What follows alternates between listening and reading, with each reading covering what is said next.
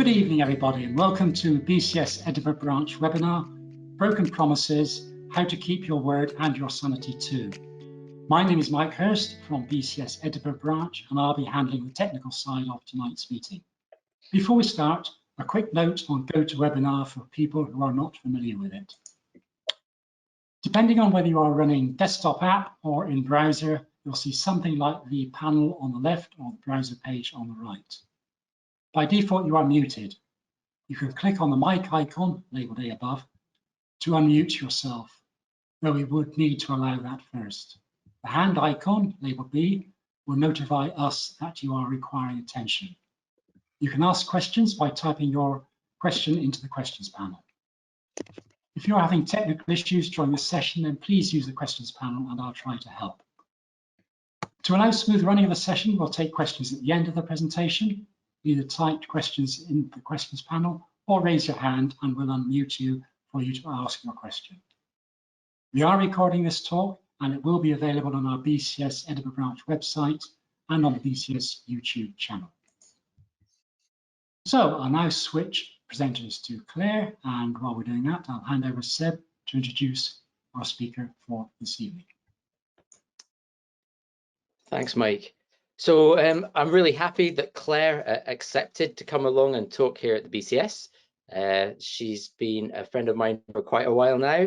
We haven't quite yet managed to connect for a drink in the past couple of years, but hopefully that'll change as the lockdown disappears. Anyway, so Claire is currently working for Made Tech, and although I don't think we can announce anything definite here, she's looking forward to a job title change, which could be interesting.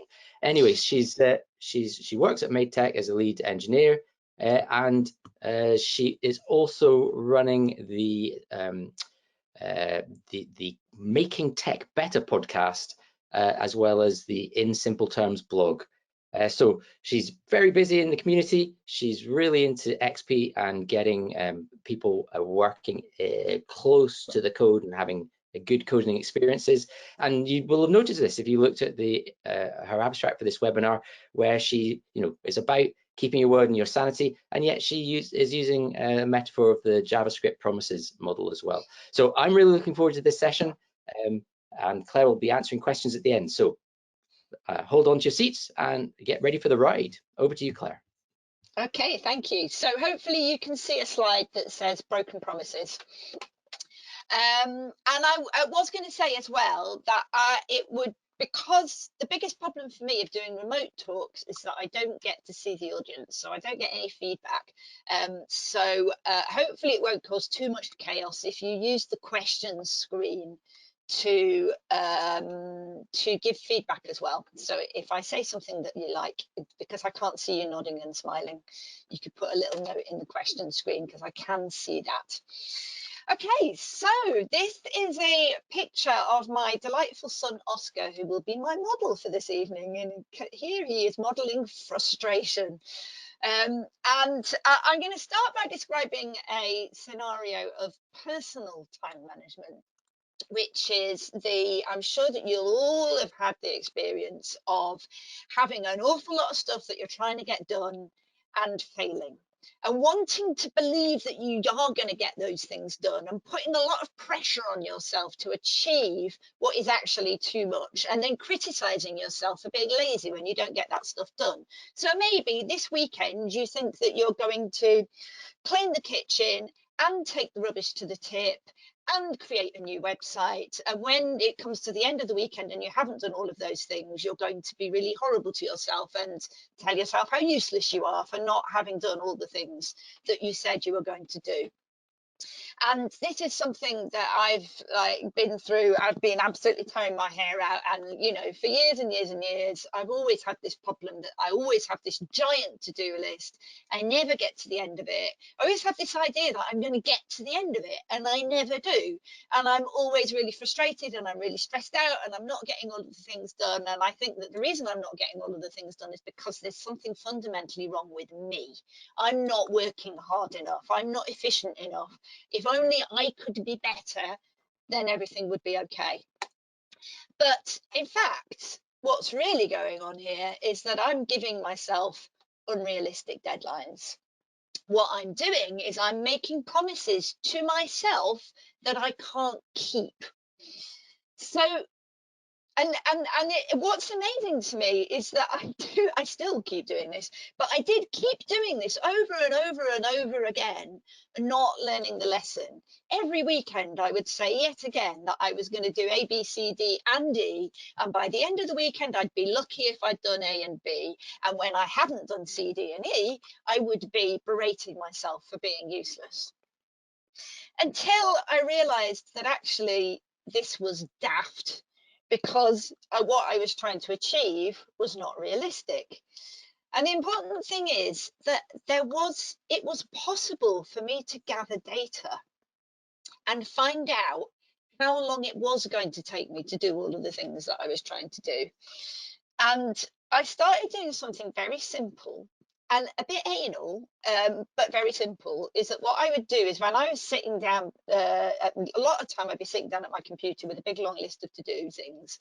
And what I would do is I would just set a little timer off and say, okay, how long is it going to take me to do this next thing? And I'd also try and predict it. I'd say, well, I think I'm going to achieve these 20 things on my to-do list. And then I'd time how long it took me to do all of those things. And I would know that I was working quite hard, and I would realize that the thing I thought was going to take me 5 minutes took half an hour. The thing that I thought was going to take me an hour took 3 hours. And that was just how long it took. And it wasn't that I was moving too slowly, and it wasn't that I was being lazy. That was just how long it took. And so the next time that I made my to-do list, I thought, well, okay, based on how long it took me last time to do this thing, how about I be a bit more realistic? And I started scheduling time to do things that was actually based on how long it might take me to do those things. So that the promises that I was making to myself started to be more realistic. And I also started to be more honest with myself about how long it might take me to do a particular thing, and therefore be more realistic about what I could achieve. And then I was organising my life to fit that reality. Okay, so that's me personally, that's my personal time management. And there's a lot more to it than that, but that's like a very simple description. But what about teams? Because teams break promises too. Teams make promises and then break them constantly. In the case of teams, it's quite often the way that this is, the mechanism by which this happens is that they're making estimates, and they're saying, we think that the size of this thing is however many points, or just that we think it'll take us a day or a week or an hour or whatever to do a particular task. And I have to say that even if you're using points to size your stories, it's quite likely that really everybody's translating those points into days and weeks and hours. If you're not doing that, then very well done. But most teams I've known do that. But the thing is that in the same way as personally I have data available, I can gather data to find out how long it takes me to do things. That's also possible with teams. You don't have to assume how long something is going to take. You can measure it. So when you're at the start of a project, you're not going to have that data. And of course, the question is, okay, how are you going to gather that data? Because you're not doing exactly the same task over and over again.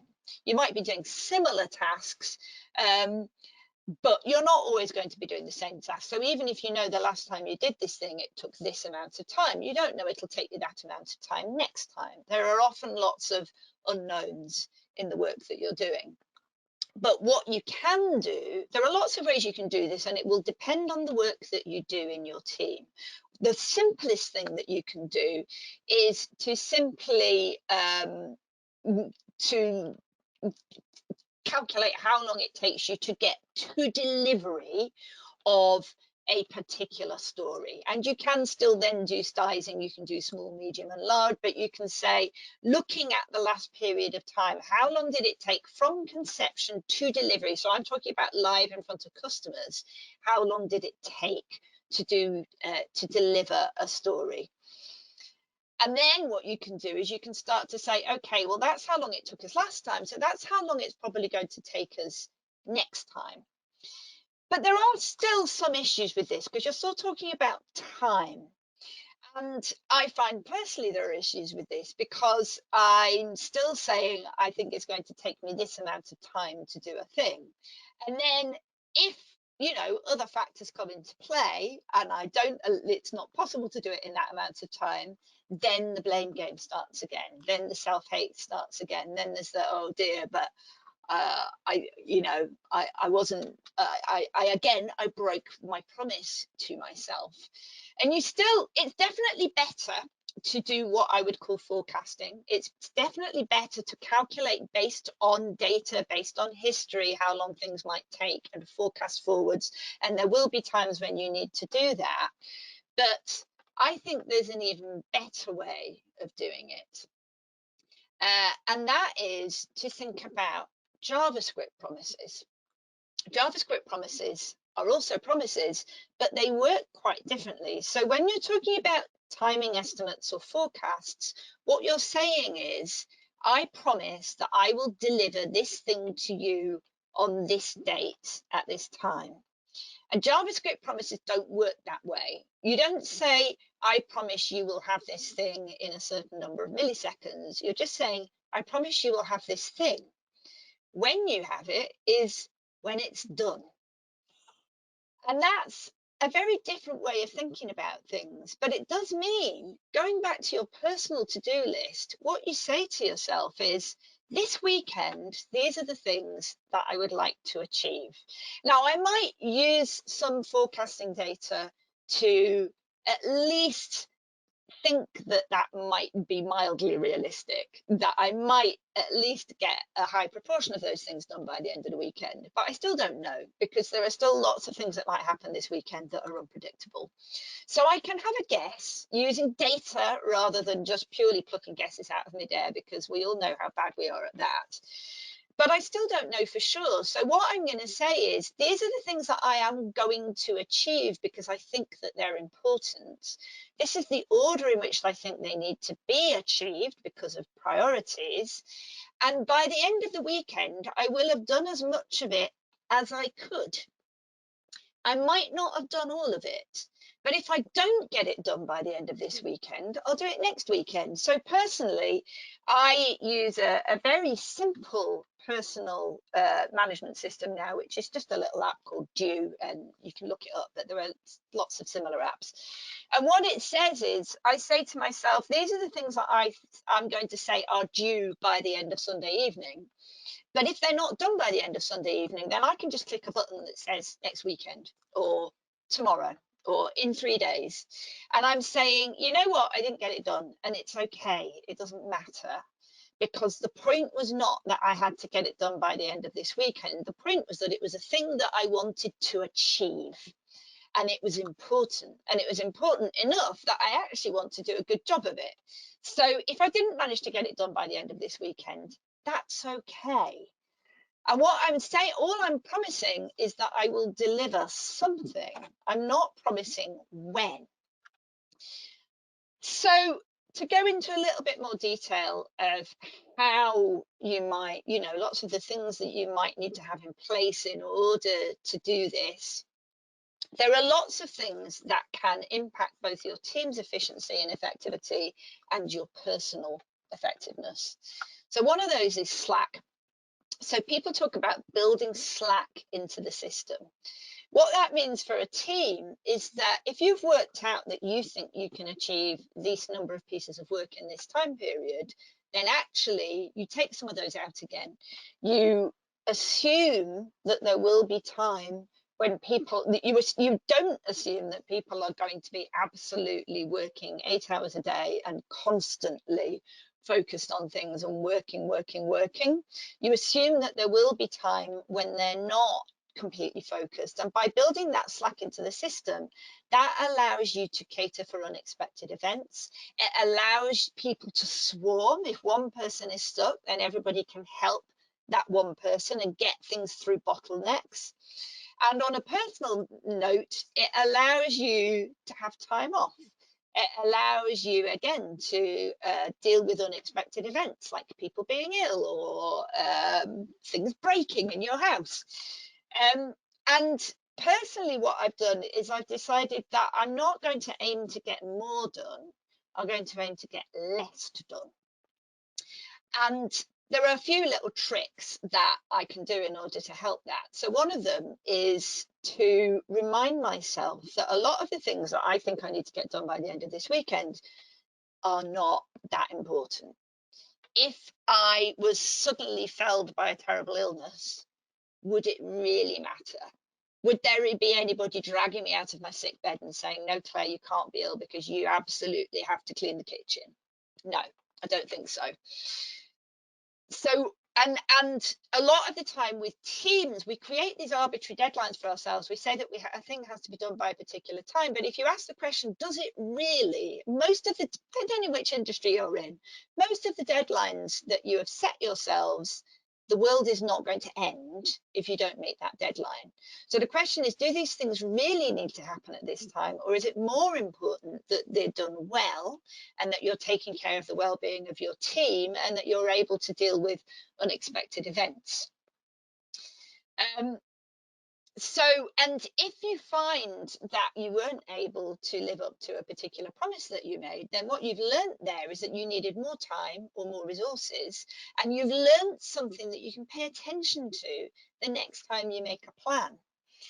And I think something that's really useful, both for your own personal time management and also for a team's time management, is to remember the prime directive. You're doing your best. You did the best that you could, given the time that you had available. And that includes slow weeks when you don't work every hour in the day and you have more downtime than other weeks, because most people are not machines. Most people have fast weeks and slow weeks, fast days and slow hours, fast hours and slow hours, fast days and slow days, fast hours and slow hours. And that's okay because we're human. And that might actually mean that you needed a bit of downtime. And one of the things that I've really noticed, again, in personal time management, but also in teams, is that guilt is not helpful. In the same way that blame is not helpful, guilt is not helpful. What blame does is it makes people feel guilt. And what guilt does is it makes people demotivated. It makes people depressed. It makes people hate themselves. What it doesn't do most of the time is make them more effective. It tends to make them less effective. It's not a motivator.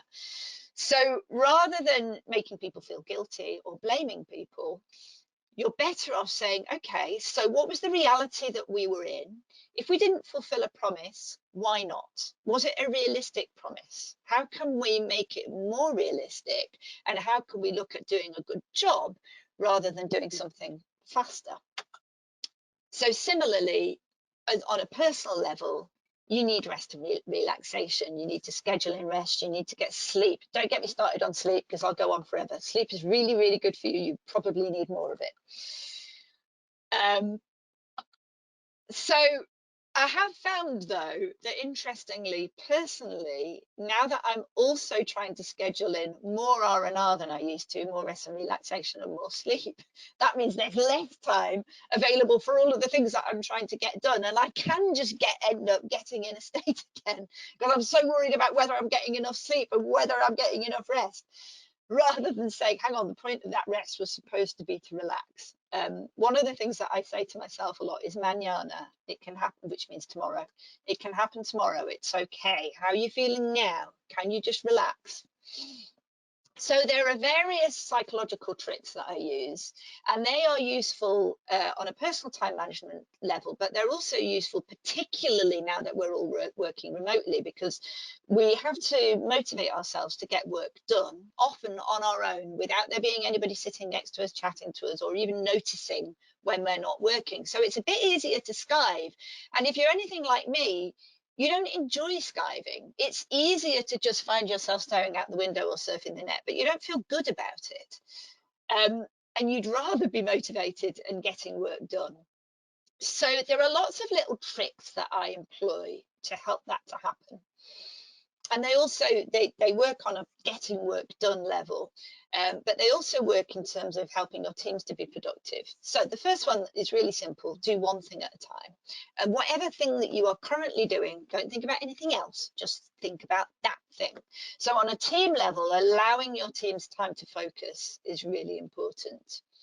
Another little trick that I have for motivating myself, I'm sure we've all had the experience of just endless procrastination. You know you need to do a thing, but you just can't seem to get started on the thing, and you keep doing other things instead of the thing that you're supposed to be doing.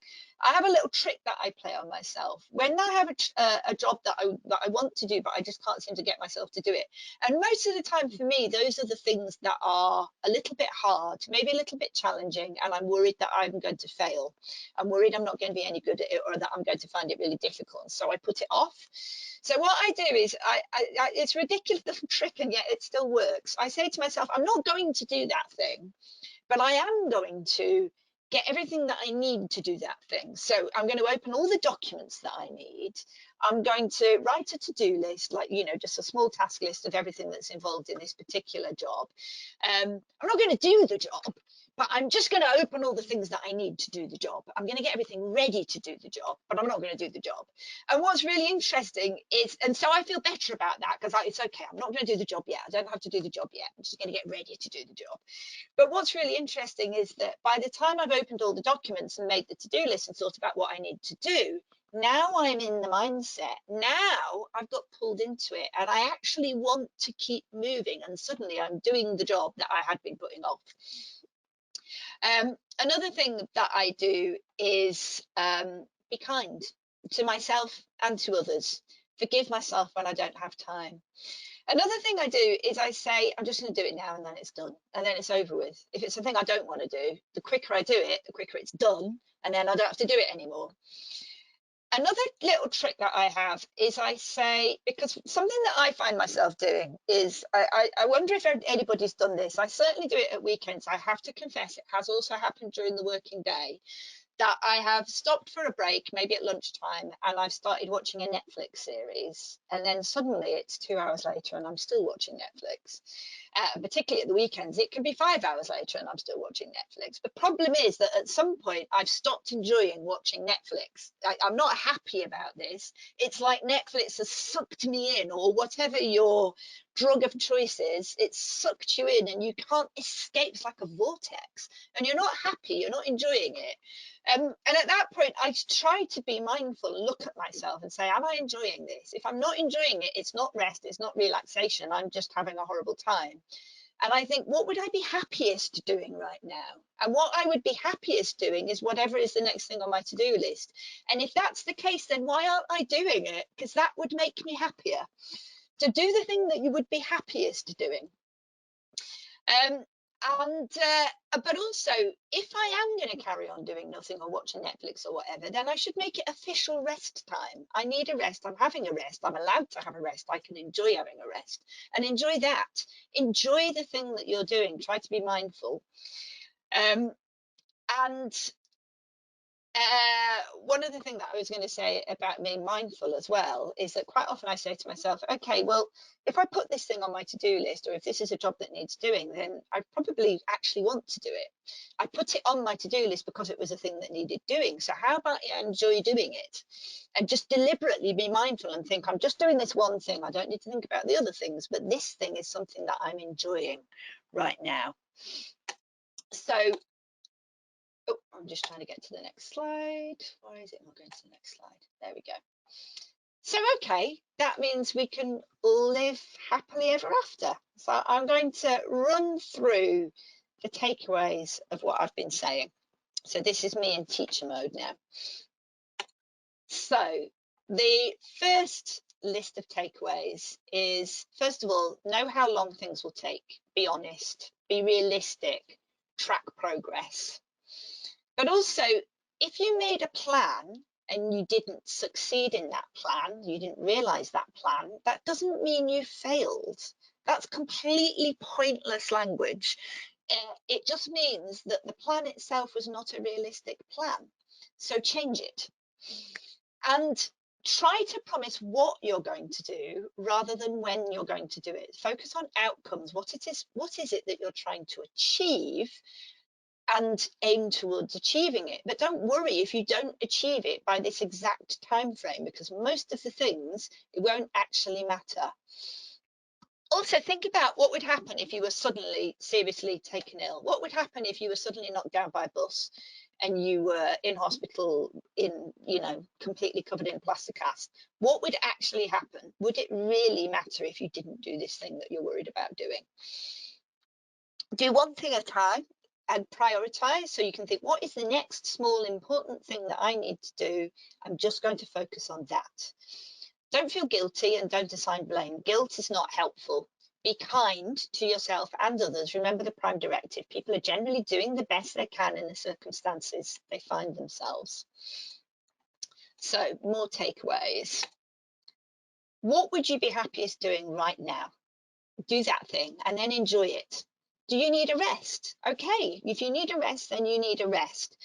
Generally, don't aim to get more done, aim to get less done. Think about how you can design your workload in a way that means you will get a good amount of rest, which means when you do the work, you will be motivated and energetic rather than exhausted, which actually makes you much less efficient. Build slack into your system, build slack into your team systems, and ask, why are you doing the things that you're doing? What is the outcome that you're aiming for? Does it really matter?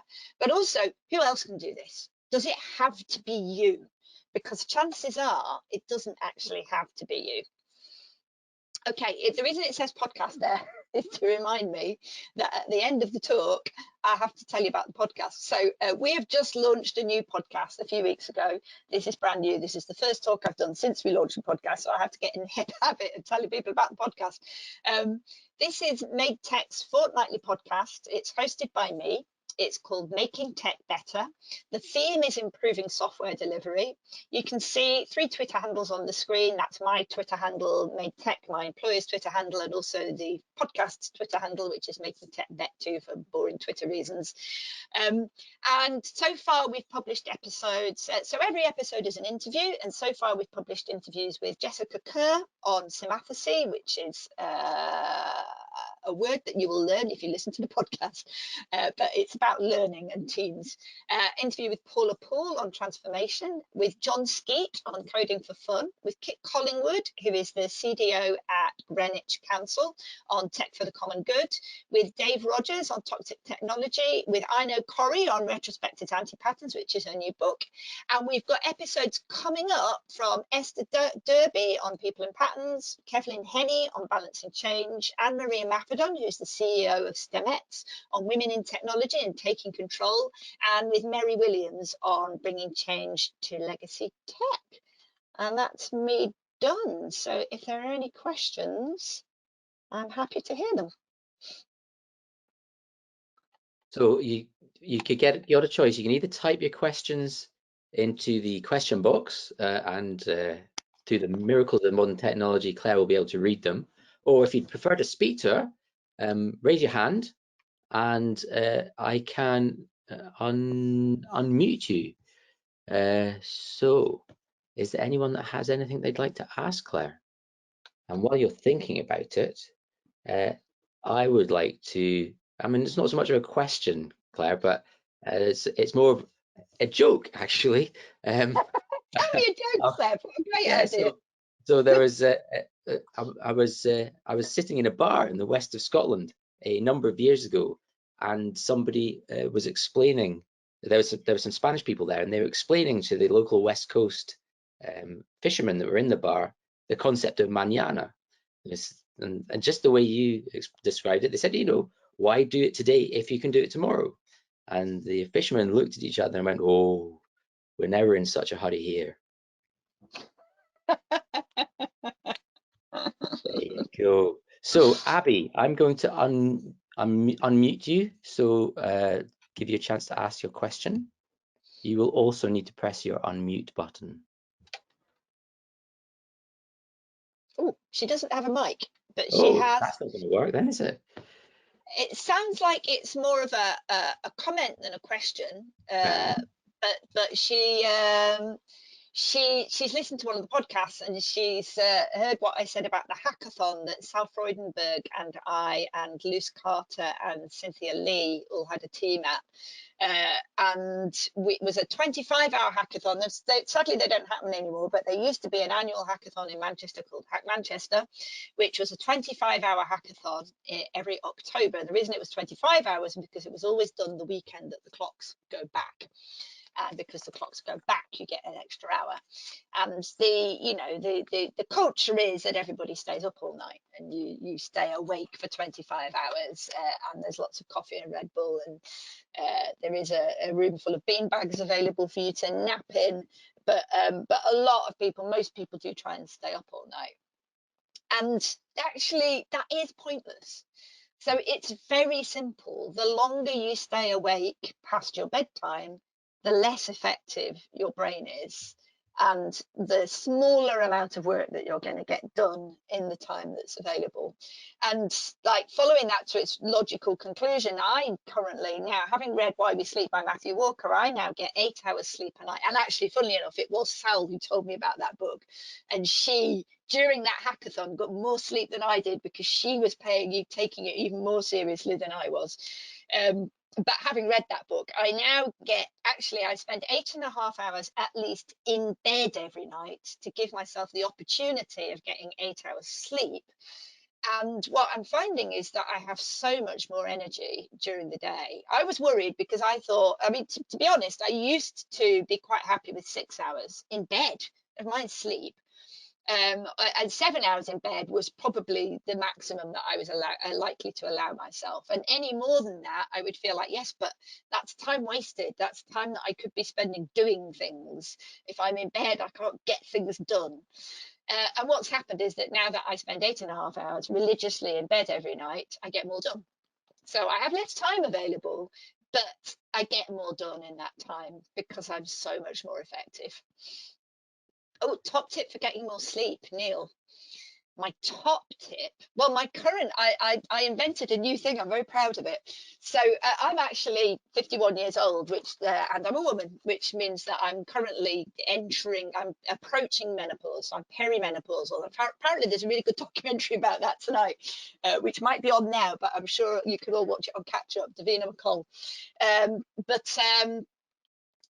That means that sleep is harder. It's one of the many, many symptoms of menopause is that sleep gets harder, and it's quite common. The thing that happens to me, I think happens to many women my age, is that I will quite often wake up in the middle of the night, be wide awake. And I'm sure that is an experience that is not restricted to menopausal women. That thing when you wake up in the middle of the night, or you wake up too early and you're wide awake and your head is full of busy thoughts, particularly if you're stressed out. Generally, if you've got a lot of work stuff going on, you'll wake up and suddenly you're thinking about how you're going to fix a bug, and it's the middle of the night, and really you just need to be going back to sleep. And the thing that I've started doing is random word association. So when my mind starts busy whirring, and it's really hard to stop it from the whirring, what I do is I just say, right, okay, think of a word, think of another word, think of another word, think of another word. And sometimes I give myself little rules, like words that rhyme, or animals, or types of water, but sometimes it's just words, and the associations that my brain makes are completely bizarre. But that's why I think it works so well, because I'm actually generally a bit sleepy anyway. My mind starts making completely random leaps, and because the connections are so abstract, it's very easy for that to turn into a dream. It converts into the dream state very quickly and easily. And what I find is that I'm thinking, well, this is not going to work. I'm wide awake, and oh, okay, another word, another word, another word, and then oh, it's morning.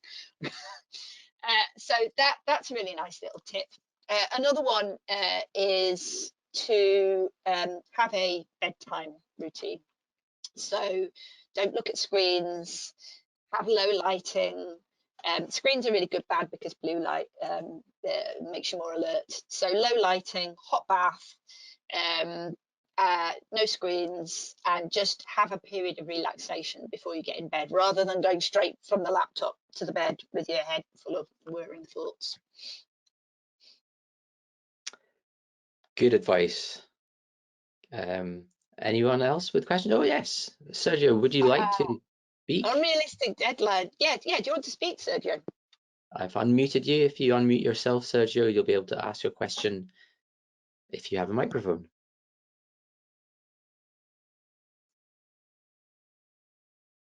Nope, no microphone there either. Okay, so I can see what the question is. He's saying, how can I manage to not fall into unrealistic deadlines or promises with a new task that I haven't done before and is urgent?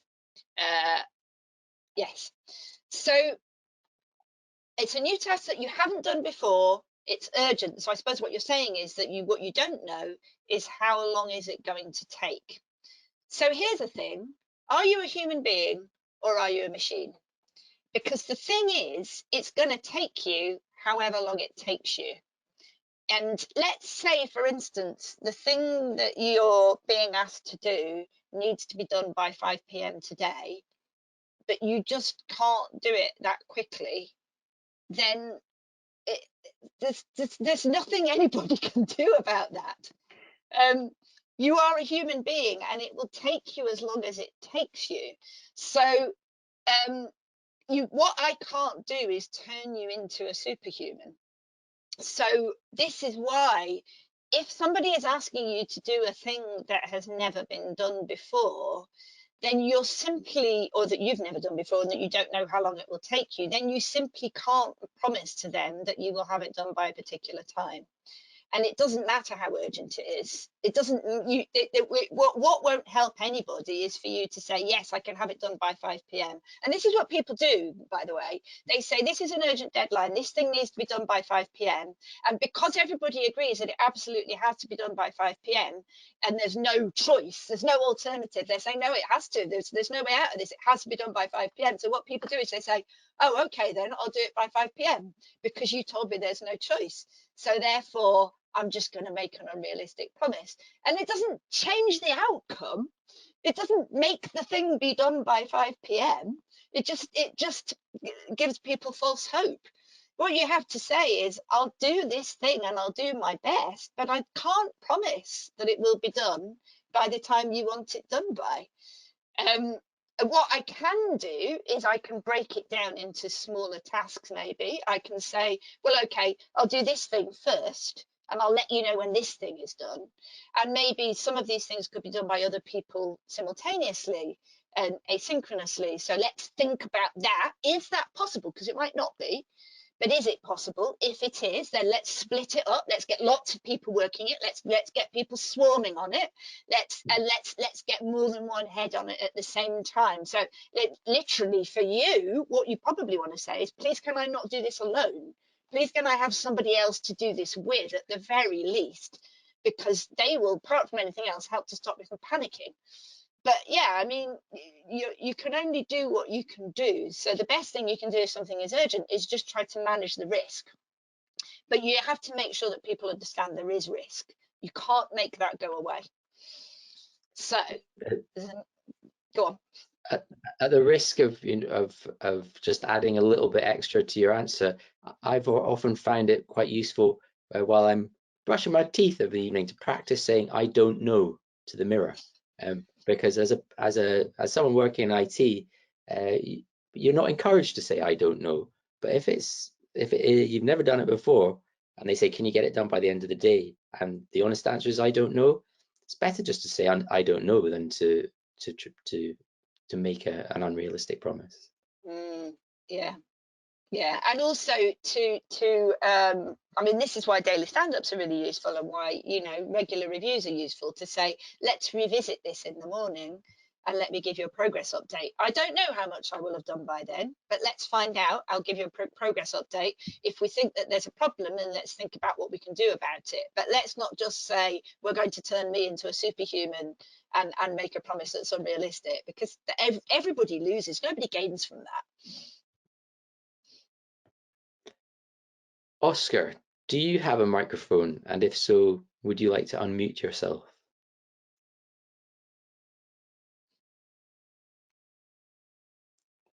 Yeah, so if you click the green microphone button, you should be able to now speak. Yep. Welcome. Hi there. Thank you very much for that, Claire. I thought that was very informative. So my question was related to software development specifically, I guess, and around the concept of building in Slack. So with XP, pairing is quite important. So basically being on maybe on a video call and working on something with someone. And I found that being remote, it can be quite intense. And I know it's very dependent on the team and the context, but I wondered if you had any tips for making that kind of remote collaboration more sustainable. Yeah, I mean, this is actually related a lot to me talking about having more sleep and building rest into my schedule, making sure I'm taking breaks. It's even more important when you're working with somebody else. So first of all, you should, before you start pairing with anybody, you should have an open conversation about what your preferences are. And part of that conversation should be what size chunks would you like to work with, and that there should definitely be chunks. So what you shouldn't be saying is we're going to spend 7 hours a day together we're not going to break it up. So you should ideally, I think, have a timer, but you will find out what works best for you as a pair. But you should say every 25 minutes we're going to stop and we're going to have a break. And the length of the chunk can be shorter, it can be longer, and you can experiment. You might not know what works best for you as a pair, but there should definitely be chunks, and there should definitely be breaks between the chunks. And you should also say up front that you are both going to give each other very explicit permission to at any time say, I just need to break now. And not only that, but apart from anything else, you might need the loo. But and that's easy to forget, but there might be all sorts of reasons why you need to take an urgent break, or you might just need a break. And also not just to say I'm going to have a break now to make a cup of coffee or whatever, but to say I actually want to go and work on my own for a bit. That should be allowable. It should be entirely okay. Personally, I find that there are some problems that I just need to stop and focus and think, and actually having somebody else talk to me about it is just distracting, and I will say I need to just go away and just look at this on my own for a little bit and then come back, and maybe you could do that too, and we can discuss what we've discovered in that process. And again, everybody's different, but you have to make it very clear that you're allowed to take breaks, that you don't have to be shackled to each other, and make the breaks be of a reasonable length as well. I have discovered 5 minutes is not enough to make a cup of tea and go to the loo. It takes me longer than that. It takes me at least 10 minutes. It just does. And probably I'm going to end up checking some emails and God knows what as well. So probably 15 minutes. And that's just the way it is. And the thing, what can happen is that you can get distracted by numbers. So for instance, if you're working in 25-minute chunks and taking 15-minute breaks, you can think, oh my God, 15 compared to 25, that's 3/5 of the time that I was working, I'm now spending on taking a break. And that's not helpful. In fact, the more breaks you take, the more productive you are when you work. The more rested you are, the more productive you are. So in the same way as my 8.5 hours in bed every night has actually made me more productive, even though I've got less time, breaks make you more productive, not less productive. Also, your brain needs time to process things in the background and sometimes in the foreground. So quite often while you are going to the making a cup of tea, you're thinking about what you've just been working on. You're coming up with new ideas. I find that whenever I go for a bike ride, I come back and have to get a pen out and make a big long list of all the things I thought of while I was cycling. Your brain is still useful when it's resting. And you just have to, you absolutely have to, it's for the sake of your health and sanity. When you're working closely with another person, you have to agree to be able to take breaks whenever you need them and make them frequent, and particularly with working remotely because it's so intense being on a screen and communicating with somebody. It's okay. It does not mean there's anything wrong with you if you need lots of breaks and if you find it intense and draining. And maybe you might also need to say 1 day a week you don't do any pairing, or whatever works for you. But you shouldn't feel under pressure because you won't be effective. You won't do a good job. So what's the point? Thank you very much. I'm interested, Claire. So you're talking about taking lots of breaks to improve productivity. How does that that work with the idea of getting into the flow and getting some sort of hyper productive space where you're just melding with the keyboard.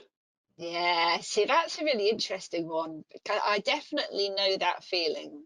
But I would imagine that anybody who knows that feeling also knows the feeling of, I'm in the flow, I'm in the flow, I mustn't stop, I mustn't stop, I mustn't stop, I can't keep my eyes open, I mustn't stop, I can't actually concentrate anymore, but I mustn't stop. And you do, there are curves to these things, and absolutely sometimes you get in the flow, and that's a lovely feeling when you're pairing with somebody and the timer goes off and you both just go, oh, forget the timer, I just want to carry on doing this. And that is absolutely fine if you're both in the flow and you want to continue. It's also fine if you stop for a break, one person goes off to make a cup of tea and the other person carries on working because they're in the flow. That is absolutely fine, but be aware, pay attention, know that it's quite likely that there will be a peak to that flow, and you will go over that peak and come down the other side. And notice it when it happens.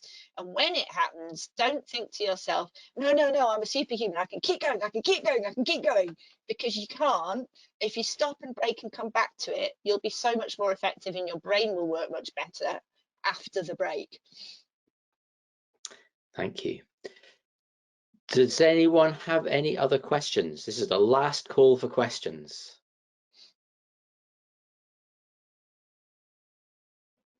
And in the absence of any last questions, we've had the last question. And so it's for me to say, Claire, thank you very much for coming along to BCS Edinburgh and giving the talk. I hope we can get you back at some point in person. I know that I've tried in the past and you have been too busy, but it'd be great to see you back in Edinburgh. And otherwise, thank you very much for the talk tonight, and the recording and the slides will go up on the BCS Edinburgh website as soon as Claire shares them with us. So thank you very much and good night. It was a pleasure. Thank you for having me. Oh, definitely our pleasure.